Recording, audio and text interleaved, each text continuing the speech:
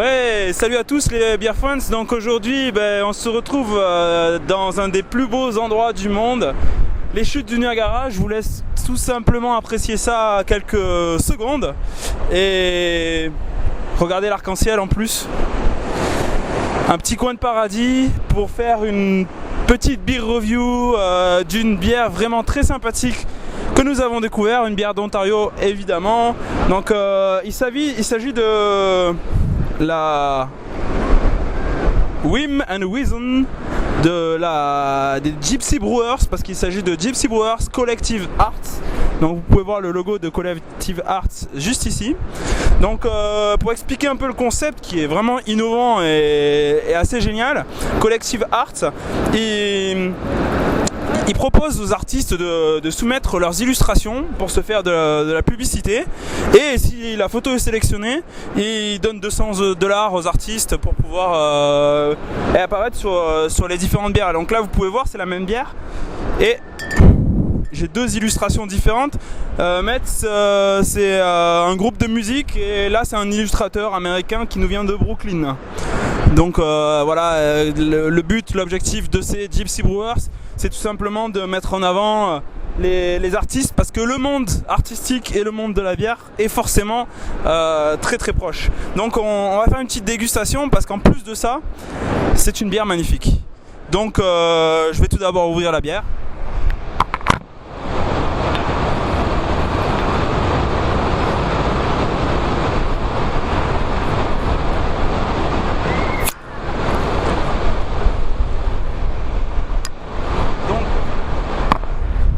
Pour en parler un petit peu, il s'agit d'une American Pale Ale, donc avec des houblons américains aux arômes très fruités. Donc elle est bien sûr pas filtrée, et on retrouve les flavors du Citra, du Centennial, du Chinook et des Simcoe. Bon, peut-être les 4 houblons les plus populaires aux États-Unis. Et on a une petite amertume, ils nous disent, et un peu de côté sucré. Donc on va goûter ça pour se faire sa propre opinion.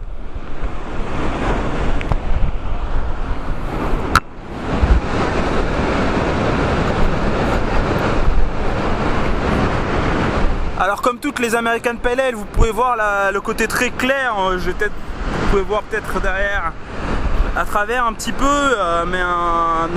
pourtant c'est une bière qui n'est pas filtrée, et on a une mousse qui est pas spécialement sensationnelle, mais bon, le verre permet pas non plus de l'apprécier, de bien la servir. Donc après, des petites bulles fines, ça a l'air rafraîchissant, on va dire.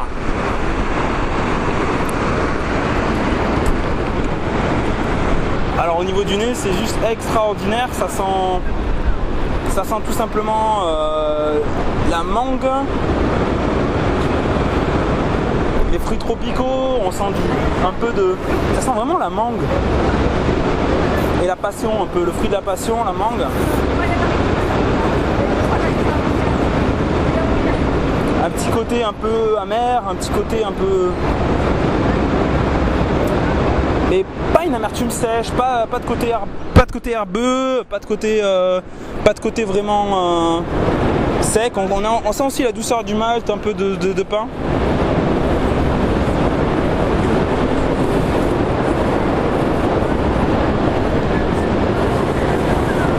Et bien en bouche, c'est vraiment très très bon. C'est une American Pale Ale parfaite,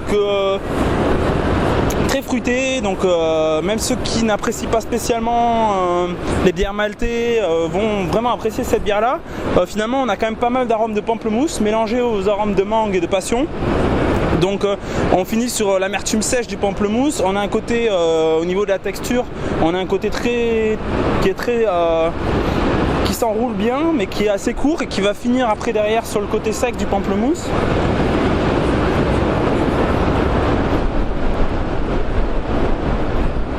Une bonne amertume quand même, une bonne fin sèche sur peut-être plus la peau de pamplemousse que le fruit en lui-même.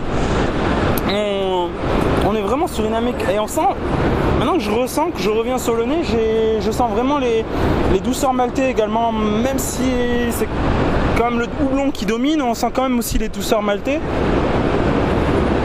En tout cas, c'est vraiment une American Pale Ale vraiment très très bien faite. Elle est brassée donc par les Gypsy Brewers de Collective Arts à la brasserie Nickelbrook, qui est une de mes brasseries d'Ontario préférées. Donc voilà pour cette dégustation, et pour finir je vais vous laisser un peu avec le paysage, et puis n'oubliez pas de vous abonner à notre chaîne YouTube en cliquant sur les chutes qui vont par là, et puis à bientôt pour une nouvelle dégustation.